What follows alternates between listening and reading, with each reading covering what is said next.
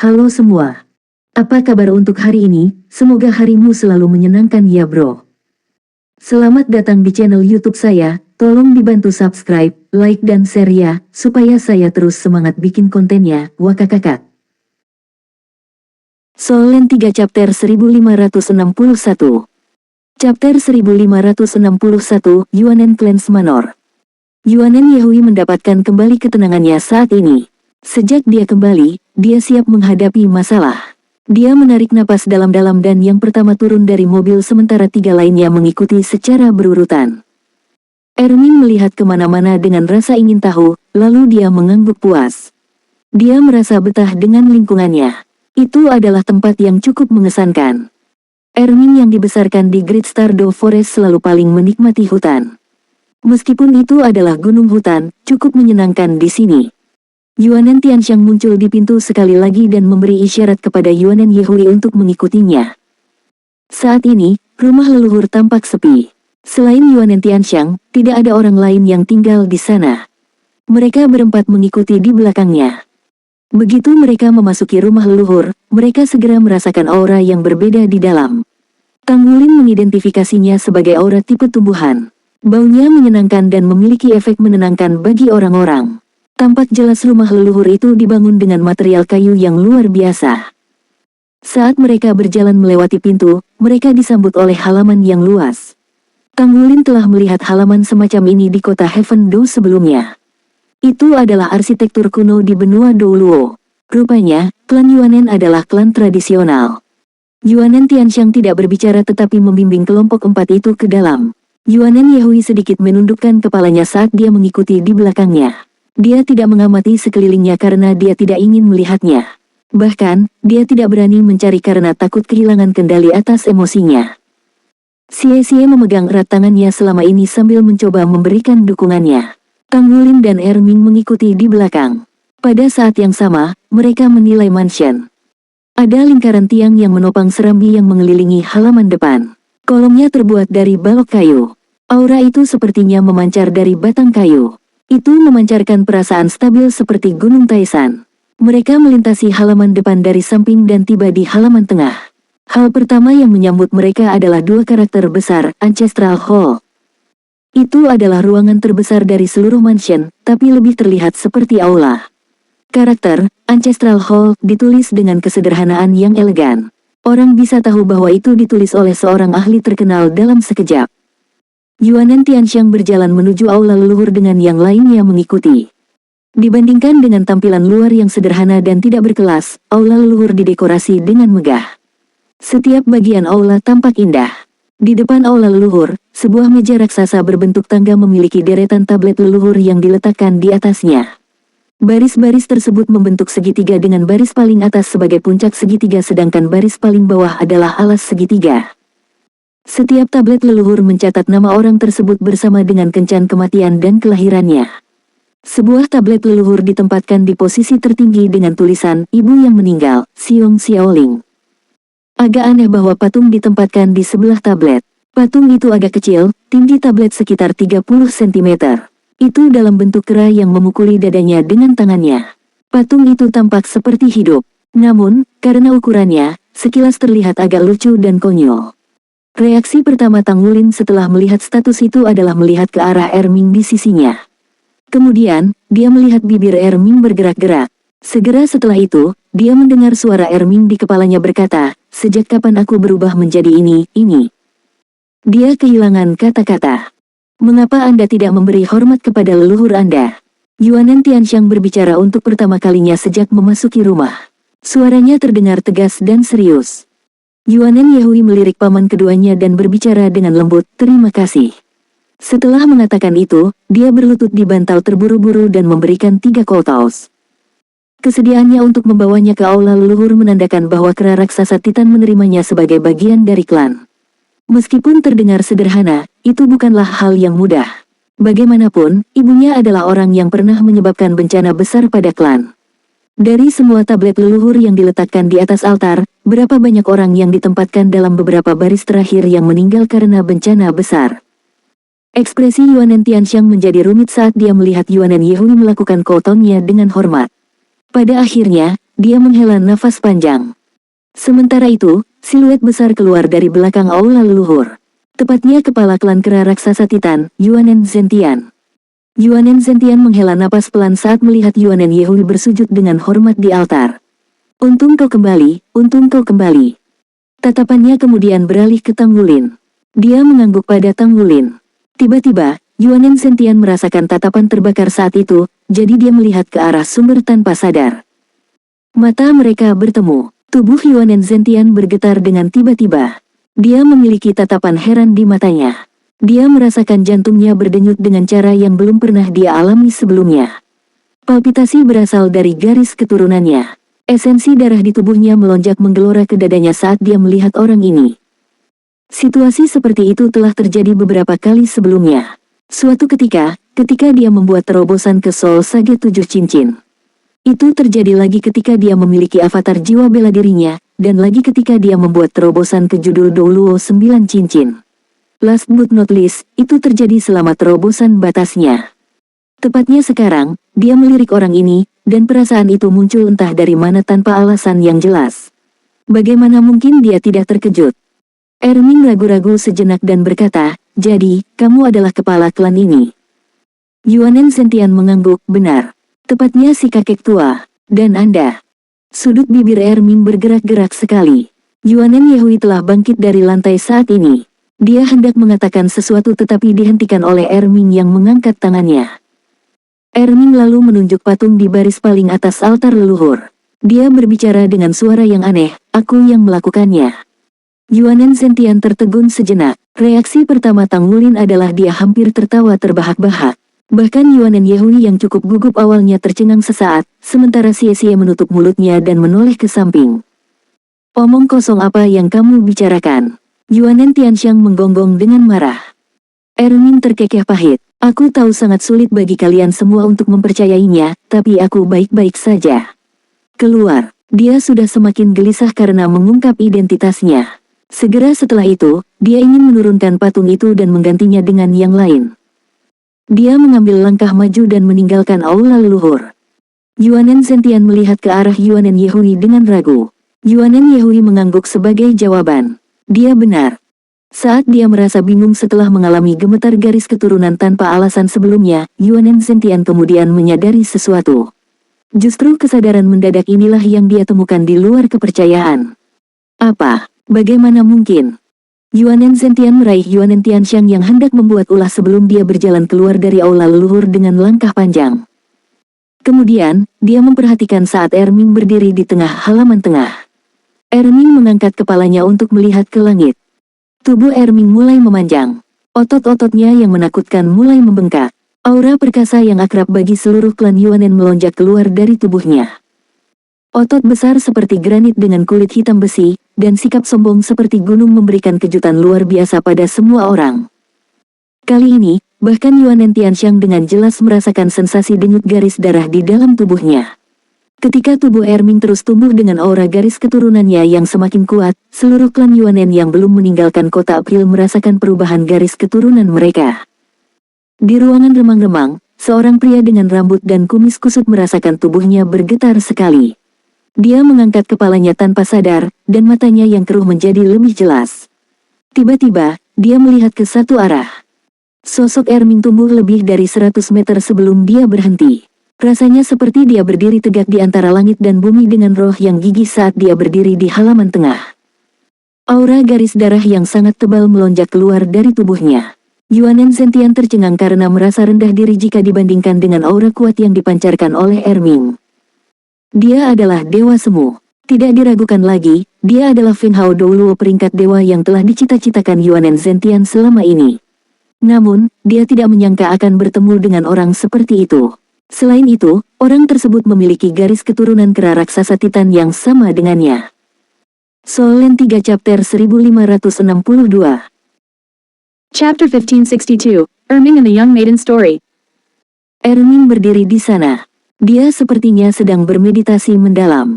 Sementara itu, pemandangan yang hidup ditampilkan. Di hutan, seorang gadis muda bermata cerah dan lincah sedang berlari dengan riang. Dia menyenandungkan sebuah lagu, gadis kecil itu sedang memetik jamur. Dia memiliki keranjang bambu besar di punggungnya. Konkretisasi pikiran. Istilah itu langsung muncul di benak Yuanen Tianxiang. Itu mengejutkan baginya karena konkretisasi pikiran memiliki audio juga. Tingkat apa basis kultivasi spiritual seseorang untuk mencapai ini? Sebelumnya, Yuanen Sentian hanya berpikir bahwa Erming menakutkan, selain menjadi limit Douluo. Saat ini, dia menyadari bahwa orang yang menakutkan ini memiliki basis kultivasi yang melampaui ayahnya. Dalam adegan tersebut, gadis muda itu sedang memetik jamur dari bagian bawah beberapa tunggul pohon dan semak belukar. Dia kemudian menempatkan jamur ke dalam keranjang bambu yang dia bawa di lengannya. Ketika dia berjalan ke bagian lain dari hutan dan melihat sebatang pohon besar, dia tiba-tiba tersentak. Ada seekor kera gemuk tergeletak di bawah pohon besar. Kera itu memiliki bulu yang lebat hitam pekat yang halus dan berkilau. Itu tampak agak menggemaskan. Saat melihat kera, gambar patung yang ditempatkan di altar tablet leluhur segera terlintas di benak Tang Wulin. Itu terlihat sangat mirip. Wow, kera kecil yang lucu. Gadis muda itu memiliki ekspresi terkejut di wajahnya tetapi tidak menunjukkan rasa takut sedikit pun. Kera itu tampaknya tingginya kurang dari setengah meter. Dia berjongkok untuk membelai bulu kera dengan lembut, dan dia tampak sedikit terkejut. Kera itu sedang tidur nyenyak. Ia tidak bergeming sama sekali seolah sedang menikmati belayan. Itu berbalik dan tidur nyenyak. Gadis muda itu terkikik, sangat lucu. Kemudian, dia menggunakan tangannya untuk mencubit hidung kera itu. Aku tidak akan membiarkanmu bernapas. Mari kita lihat apakah kamu bangun. Kera itu merasa tidak nyaman seperti yang diharapkan. Tubuhnya menggeliat sejenak, lalu menamparkan tangan gadis muda itu sebelum membuka matanya. Mereka saling bertatapan. Cahaya pembunuh bersinar di mata kera sementara gadis muda itu mengabaikannya. Dia terkikik. Anda menggemaskan. Saat dia berbicara, dia menggosok kepalanya sekali lagi. Tangan kera yang terangkat dengan cakar tajamnya berhenti sejenak. Itu tidak mencakar gadis muda itu pada akhirnya. Di sisi lain, gadis muda itu tidak tahu bahwa dia baru saja melewati gerbang neraka. Gadis muda itu mengambil jamur dari keranjang bambu kecilnya. Ini adalah untuk Anda. Rasanya nikmat. Ini matsutake segar. Saya harus mencari kemana-mana. Kera itu tertegun sejenak sebelum mengambil jamur itu tanpa sadar. Ia kemudian memasukkan jamur ke dalam mulutnya dan menelannya setelah 2 atau 3 kali mengunyah. Wow, kamu suka rasanya, ya. Luar biasa, ini untukmu. Gadis muda itu menyerahkan keranjang bambunya ke kera. Sepertinya kera itu benar-benar kelaparan. Ia mengambil keranjang bambu dan mulai berpesta tanpa syarat. Hanya butuh beberapa saat sebelum menghabiskan semua jamur di keranjang bambu gadis muda itu. Gadis muda itu sangat berkeinginan dan bersemangat untuk menyaksikan ngarai kera menyusuri jamur.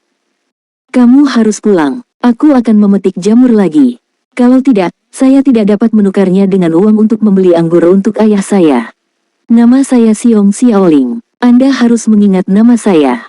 Gadis muda itu melambaikan tangannya pada kera itu saat mengatakan itu sebelum dia berbalik dan berlari pergi. Adegan itu berhenti dan menghilang. Yuanen Sentian dan Yuanen Tianxiang menyaksikan dengan bingung. Mereka merasa kulit mereka mati rasa. Adegan itu muncul sekali lagi. Kali ini, ada api besar yang seakan menjembatani langit dan bumi. Itu adalah desa yang seluruhnya tertutup api. Api yang mengerikan menyebar dan melahap semua yang ada di sekitarnya. Sebuah bola raksasa dengan diameter sekitar 30 meter terlihat di tengah desa. Seluruhnya merah menyala. Tidak diragukan lagi hal itu menyebabkan malapetaka besar. Jeritan dan ratapan bergema di seluruh langit. Siluet gadis muda Siong Xiaoling muncul lagi. Dia menjerit dan menangis kesakitan saat terbenam di lautan api. Tempat di mana batu besar berbentuk bola itu mendarat tepatnya adalah rumahnya. Seluruh keluarganya hancur di bawahnya. Api besar di sekitar telah menyebar di dekatnya tetapi dia tetap berteriak dan menangis. Saat ini, dia tidak sadar hidupnya dalam bahaya. Dia hanya melolong dalam kesedihan. Sementara itu, siluet turun dari langit untuk menangkapnya sebelum memantul dari lautan api. Sementara itu, Siong Xiaoling kehilangan kesadaran saat dia dicengkeram oleh siluet itu. Siluet raksasa itu adalah kera raksasa Titan. Itu adalah kera kecil di masa lalu. Itu melesat dengan liar melalui hutan pegunungan sampai dia mencapai sisi danau dan menempatkannya di atas batu. Kera raksasa Titan mengayunkan tubuhnya sekali dan berubah menjadi bentuk manusia. Setelah diperiksa lebih dekat, ternyata itu adalah Erming. Kau mentraktirku pesta jamur, jadi aku menyelamatkan hidupmu. Ermin bergumam pada dirinya sendiri di tempat kejadian. Dia mengambil air dengan telapak tangannya dan memercikannya ke wajah gadis muda itu. Gadis muda itu sadar perlahan setelah disiram air danau yang sedingin es. Dia tampak linglung, tetapi dia segera mengingat semua yang terjadi sebelumnya. Dia mulai meratap kesakitan sekali lagi. Ermin berdiri di sampingnya. Dia tidak menghiburnya tetapi membiarkan dia menangis sepenuh hati. Dia tidak bisa menghitung sudah berapa lama ketika dia akhirnya berhenti menangis. Dia kemudian memperhatikan pria jangkung berdiri di sampingnya. Dia bertanya dengan ketakutan, "Di mana saya?" Ermin berbicara, "Kamu berada di hutan. Rumah Anda terkena meteorit dan telah hancur. Akulah yang menyelamatkanmu." Xiong Xiaoling meratap dengan getir sekali lagi. Dia histeris sampai dia pingsan sekali lagi. Matahari terbit dan terbenam 3 kali. Di sela-sela, Xiong Xiaoling menangis sampai dia kehilangan kesadaran beberapa kali sebelum dia perlahan-lahan menjadi tenang. Ermin memetik buah-buahan dan menangkap ikan untuk memberinya makan. Keduanya hampir tidak berbicara satu sama lain karena Xiong Xiaoling biasanya kesurupan. "Siapa namamu?" Dia akhirnya bertanya pada suatu hari. "Saya. Anda bisa memanggil saya Tai. Anda menjadi lebih baik, saya akan mengirim Anda kembali ke kota," kata Ermin. Xiong Xiaoling tercengang. "Tapi, aku tidak punya tempat tujuan." Ermin tidak berbicara. Xiong Xiaoling tiba-tiba mengangkat kepalanya dan melihat ke arahnya dengan sedikit gelisah. "Apakah kamu meninggalkanku?" Ermin tertegun sejenak. Tanpa menunggu tanggapannya, Xiong Xiaoling menerkamnya. Adegan itu berakhir sejauh ini. Saat adegan itu muncul sekali lagi, saat itu pagi-pagi sekali keesokan harinya. Dia berbaring di pelukannya. Setelah bencana itu, ini adalah pertama kalinya sejak dia tersenyum. Sinar matahari menyinari rambut lembutnya yang halus yang tercermin dengan kilau keemasan yang samar. Ermin memandang orang di buayannya dengan ekspresi kaget. Dia sesekali mengusap matanya seolah dia tidak percaya semua yang terjadi itu nyata. Tidak butuh waktu lama sebelum Xiong Xiaoling bangun. Dia tersenyum ke arahnya dengan malu-malu. "Saya tidak ingin kembali ke kota. Kami memiliki semua yang kami butuhkan di sini. Apakah tidak apa-apa jika kita tetap di sini?" Tentu, Ermin menyetujui. Kemudian, dia mulai mencari kayu untuk membangun rumah. Tidak perlu baginya untuk melakukannya, tetapi dia tidak ingin Xiong Xiaoling memiliki kehidupan yang terbuka ke alam liar. Hari demi hari, waktu berlalu tapi mereka bahagia bersama. Namun, selalu ada kesuraman dan ketidakpastian di mata Ermin. Akhirnya, suatu hari tiba ketika dia mengangkat kepalanya dan melihat ke langit. Secercah cahaya hijau melintas. Dia merenung sejenak sebelum melirik ke rumah kayu tempat Xiong Xiaoling sedang tidur nyenyak. Dia menarik napas dalam-dalam, menuliskan banyak karakter di tanah dan drawing peta. Kemudian, dia melompat dan berubah menjadi sosok raksasa kera raksasa Titan di udara sebelum dia pergi. Xiong Xiaoling bangun dan menyadari bahwa dia telah pergi. Dia memanggil namanya, namun tidak ada jawaban. Tiba-tiba, dia menemukan tulisan dan peta. Itu adalah peta yang membawa seseorang ke dunia luar. Instruksi tertulis dengan jelas yang menjelaskan bagaimana menggunakan peta untuk meninggalkan hutan besar. "Aku adalah kera yang kamu beri makan jamur di masa lalu. Aku bukan manusia. Saya adalah makhluk jiwa, kera raksasa Titan. Saya memiliki beberapa hal yang harus diselesaikan dan saya akan kembali dalam 10 hari. Jika Anda tidak keberatan dengan sifat saya sebagai makhluk jiwa, tunggu saya kembali. Aku akan selalu berada di sisimu. Jika Anda tidak dapat menerima ini, maka Anda dapat kembali ke dunia manusia dan meninggalkan tempat ini dengan mengikuti peta." Solen 3 chapter 1563. Chapter 1563, I was wrong. B***R, Idirot, Idirot. Xiong Xiaoling memanggil dengan keras sementara air mata mengalir di wajahnya. Ermin bersembunyi di kejauhan dan mengawasi semuanya. Keesokan harinya, Xiong Xiaoling pergi pagi-pagi dengan bungkusan sederhana. Ermin memperhatikan siluet kepergiannya dengan linglung sampai dia tidak bisa lagi melihatnya. Kemudian, dia mulai meraung kesakitan. Dia benar-benar jatuh cinta padanya tetapi sedikit yang dia tahu bahwa dia akan pergi begitu saja. Dia dengan liar berlari dan menamparkan rumah kayu itu menjadi pecahan. Dia menghapus kata-kata itu sambil mengerang dan meraung terus-menerus. Akhirnya, dia melompat dan pergi ke kejauhan secara nyata kali ini. Adegan itu akhirnya benar-benar berakhir pada saat ini. Di sisi lain, siluet Ermin menyusut kembali ke ukuran aslinya saat ia berubah kembali menjadi bentuk manusia. Matanya sudah memerah. Perenungan kenangan memiliki lebih dari sekedar saat-saat bahagia, ada juga penderitaan yang dalam. Meskipun sudah bertahun-tahun yang tak terhitung jumlahnya dan klan Yuanen telah diwariskan begitu lama, dia masih bisa mengingat dengan jelas setiap detail kejadian saat itu dan merasakan setiap bagian dari rasa manis dan sakit. Tidak hanya ini yang mengejutkan Yuanen Zentian dan Yuanen Tiandang, bahkan Tang Wulin, Yuanen Yehui, dan Xie Xie merasakan hal yang sama. Suasana di seluruh halaman berubah sedikit suram. "Kamu salah," kata Yuanen Zentian dengan senyum pahit. Ermin tertegun sejenak. "Saya salah." Yuanen Zentian memiliki senyum pahit di wajahnya. "Ya, kamu salah. Kamu belum pernah kembali ke tempat itu setelah kamu pergi, kan?" Ermin berkata dengan suara marah, "Apa gunanya kembali? Untuk melihat reruntuhan? Mohon tunggu sebentar." Yuanen Zentian berbalik sambil berbicara dan berjalan kembali ke aula leluhur. Dia kembali dengan silsilah klan dalam waktu singkat. Dia membalik beberapa halaman dan melirik Ermin.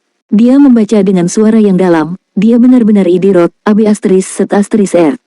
Tidak bisakah si Idirot mengatakan bahwa aku sudah mengandung anaknya?"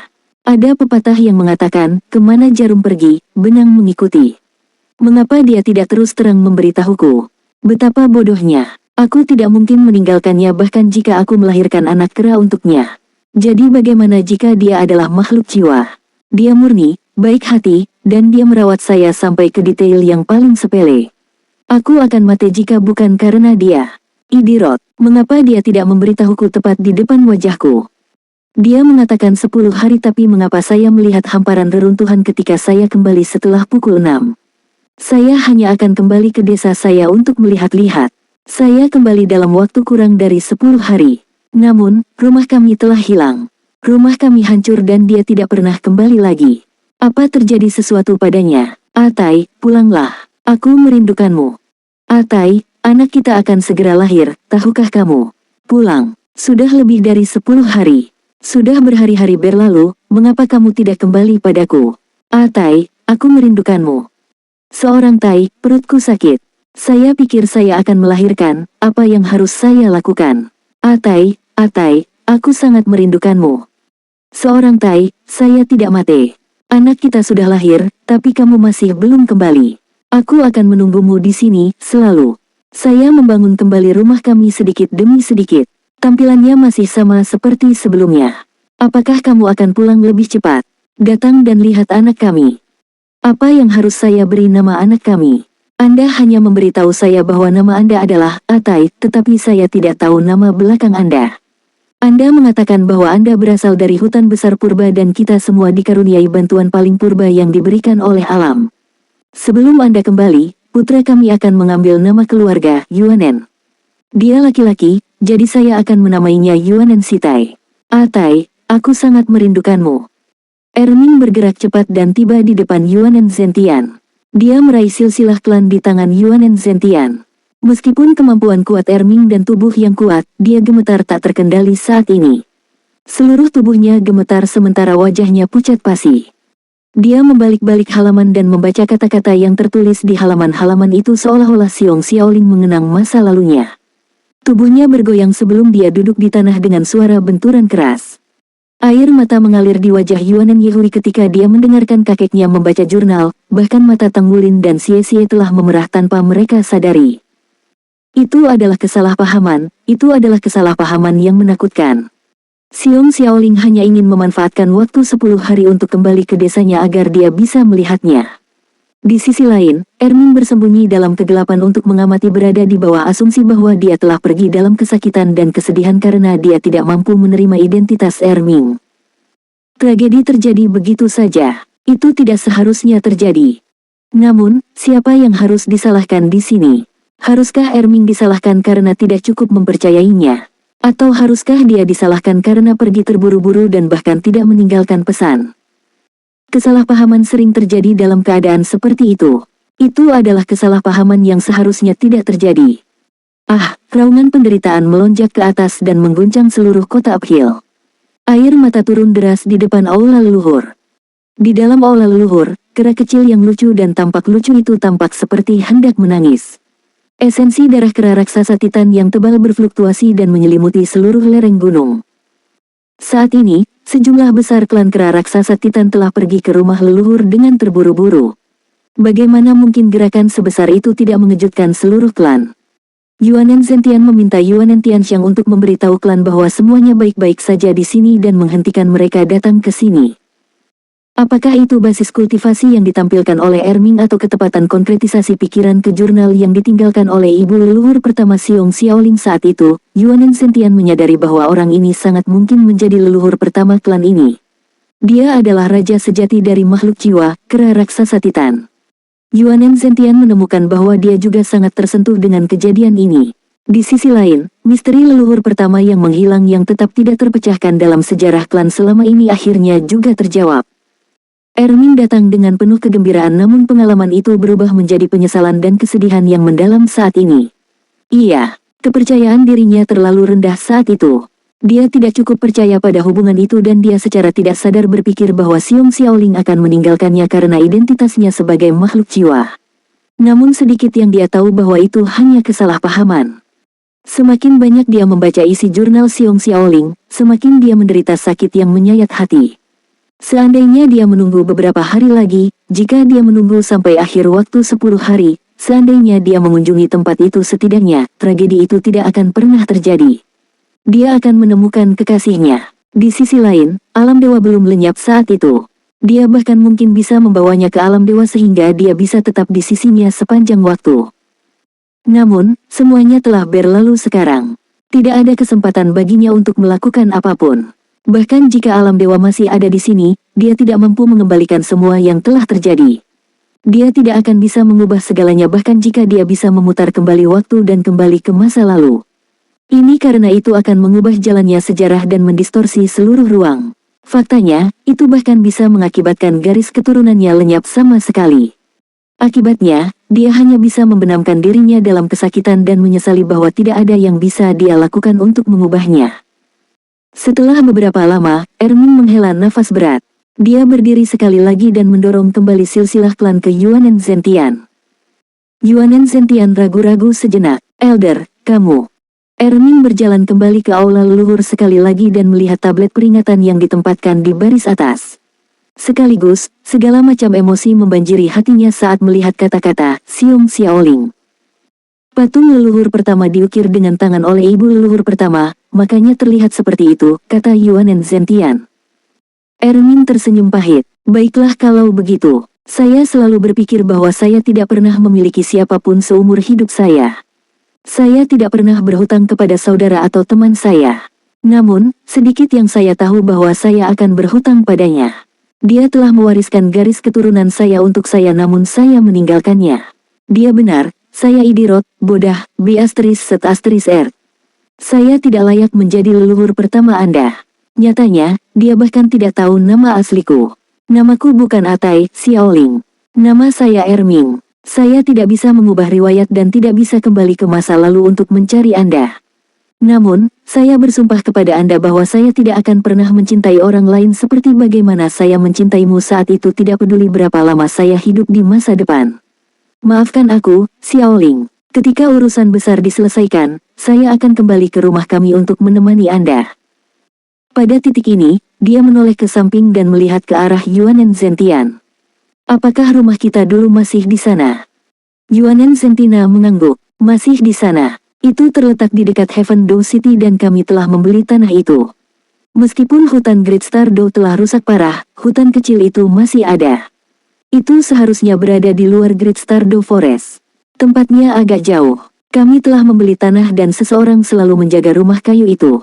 Bagaimanapun juga itu adalah tanah warisan kita. Erming mengangguk. Yuanen Zentian memiliki emosi yang rumit karena kembalinya cucunya. Namun dia tidak menyangka bahwa bukan hanya cucunya yang kembali, tetapi leluhurnya juga telah kembali. Sekaligus, aula leluhur tenggelam dalam keheningan sesaat. Itu menjadi canggung. Kang Wulin berjalan ke sisi Erming dan dengan lembut menepuk bahunya. Kemudian, dia berkata kepada Yuanen Zentian, Senior, kami memiliki dua tujuan untuk perjalanan kami kali ini. Satu untuk senior Erming untuk mengakui klannya, sementara yang lainnya adalah untuk menyelesaikan masalah tentang Yuanen Yehui. Dia tidak bisa menyebut Erming sebagai paman lagi di depan yang lain. Bagaimanapun, Erming adalah nenek moyang dari garis keturunan Yuanen Yehui. Dia akan memanfaatkan Erming jika dia menjadi pamannya. Yuanen Zentian buru-buru berkata, kami menyambut Anda untuk bergabung dengan kami. Situasi Yuanen Yehui tidak memungkinkan adanya penundaan. Kita harus menyelesaikan masalah sebelum dia membuat terobosan ke ranah judul Douluo. Jika tidak, itu akan menghasilkan bencana lain. Solen 3 Chapter 1564. Chapter 1564 Revenge. Apa yang akan kamu lakukan tentang itu?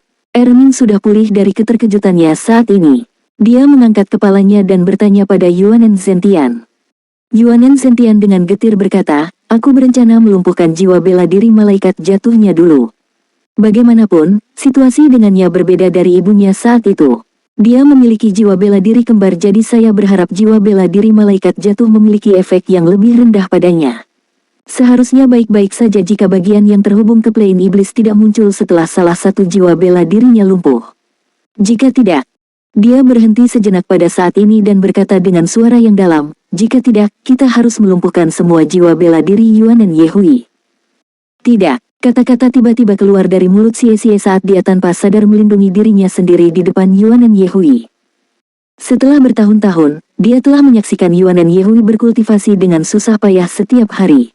Meskipun dia telah mencapai basis kultivasi dan ranahnya di usia muda, namun dia telah berkorban banyak dalam kenyataan. Setiap satu dari 7 monster Shrek bekerja keras, tetapi Yuanen Yehui dan Ye Xinglan adalah dua yang paling pekerja keras.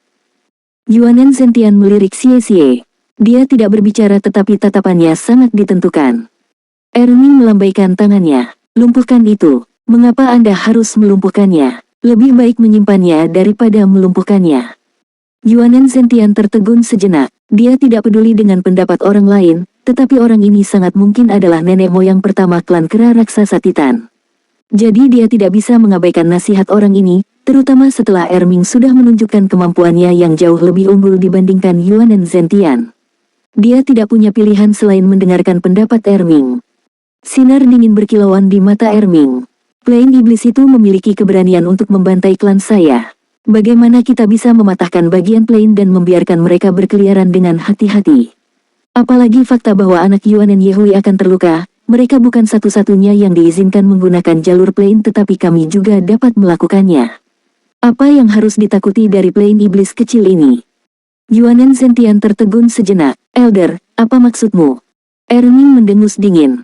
Kami tidak hanya akan memutus jalur tersebut, tetapi kami juga akan membantu mereka membuka plane. Menantu perempuan Anda sudah meninggal dan begitu banyak anggota klan Anda telah meninggal. Mungkinkah Anda tidak akan membalas dendam? Yuanen Zentian tercengang karena dia benar-benar tidak pernah memikirkannya. Elder, tapi itu kekuatan dari plane lain. Erming berkata, kamu terlalu berpengalaman. Pertama, Anda harus memahami bahwa ada perbedaan antara kedua bidang tersebut. Mengapa plane lain mencoba menyerang plane kita? Justru karena benua Douluo adalah bidang utama, dan plane-plane itu mencoba menyerang karena tidak mampu atau terlalu lemah. Mereka semua mencoba mengambil keuntungan di sini dari kami. Namun, hanya ada sedikit plane yang benar-benar mampu menyerang plane benua Douluo kita. Aku pernah mendengar tentang plane iblis ini sebelumnya. Ini adalah bidang sedang dan ukurannya kira-kira 1/10 dari ukuran benua Douluo kita. Namun, ini adalah planet yang sangat tandus. Ciri khas mereka adalah kegemarannya merampok. Mereka terus hidup dengan menjarah kekuatan hidup dari alam lain. Kekuatan keseluruhan plane iblis jauh lebih lemah dari kita. Ia juga tidak mampu dibandingkan dengan abyssal plane yang sebenarnya mengancam benua Douluo. Makhluk terkuat di sana masih di bawah peringkat dewa. Bukan tidak mungkin satu klan menyatukan kekuatannya untuk melawan seluruh plane. Namun, jika Anda mengatakan bahwa klan bahkan tidak dapat melawan bagian, apakah Anda masih layak untuk mewarisi garis keturunan klan? Anda pasti bisa membuat kerugian yang menyiksa bagi alam iblis dengan perencanaan yang tepat. Meskipun Yuanen Zentian adalah Feng Hao Douluo tingkat demigod, dia hanya berusia lebih dari 100 tahun.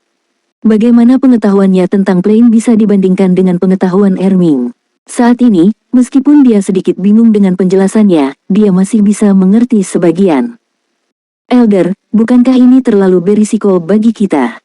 Erming berbicara dengan nada tidak menyenangkan, menurutmu apakah aku akan mempertaruhkan nyawa keturunanku? Kami memiliki 2 kuasigot dan senjata dewa sejati di pihak kami, apa yang bisa dilakukan oleh Plain Iblis? 2 kuasigot, Yuanen Zentian tercengang. Erming berkata, keyakinan berasal dari kemampuan dan pengalaman masa lalu seseorang. Kunjungan saya kali ini bukan untuk menghentikan Anda menyelesaikan masalah Yuanen Yehui, tetapi saya di sini untuk membalas dendam untuk keturunan saya. Anda adalah keturunan saya juga. Meskipun saya tidak memenuhi syarat untuk mengakui Anda sebagai keluarga saya masih bisa memberi Anda sesuatu. Dalam 10 hari, jika saya tidak mampu mengangkat Anda ke peringkat semu, Anda dapat mengabaikan semua yang baru saja saya katakan sebagai B***. Jika saya bisa melakukannya, maka Anda harus bekerja dengan saya untuk memenuhi rencana dan membalas dendam untuk anak-anak yang meninggal sebagai kepala klan ini. Mengangkat kekuasigot dalam 10 hari. Mata Yuanen Zentian langsung cerah begitu dia mendengar kata-kata Erming. Sudah beberapa dekade sejak dia mencapai peringkat demigod. Tampaknya dia hanya selangkah lagi untuk menjadi seorang pura-pura, namun dia masih tidak mampu mengambil satu langkah itu. Jika dia benar-benar bisa diangkat ke peringkat semu, maka semuanya akan berbeda. Dia sudah percaya bahwa orang sebelum dirinya memang leluhur pertamanya, tetapi tidak ada bukti yang bisa membuktikan identitasnya.